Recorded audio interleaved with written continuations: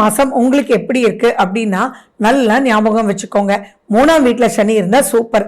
ஆனா அந்த சனி பகவான் உங்களுடைய ராசிநாதன், அவருக்கு பிடிக்காத சூரியன் செவ்வாயோட டிராவல் பண்ணோன்னா எப்படி இருக்கும், உங்க மனசு போராடிட்டு இருக்கும் அப்படின்றத ஞாபகம் வச்சுக்கோங்க.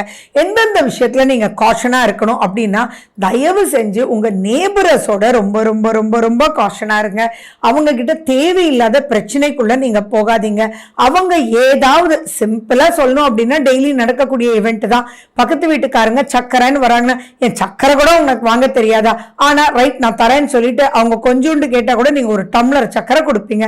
ஆனா அந்த வார்த்தை இருந்தது இல்லையா, அந்த வார்த்தை ரொம்ப குத்தலாகவும், நீங்க நாளைக்கு ஏதாவது கேட்க போனீங்கன்னா மட்டும் ஏன் இது கூட நீ வாங்கலையா, கொடுக்க மாட்டேன் போ அப்படின்ற மாதிரி அங்க ரிவெஞ்ச் எடுக்கிறதுக்கு உண்டான வாய்ப்புகள் நிறைய இருக்கு.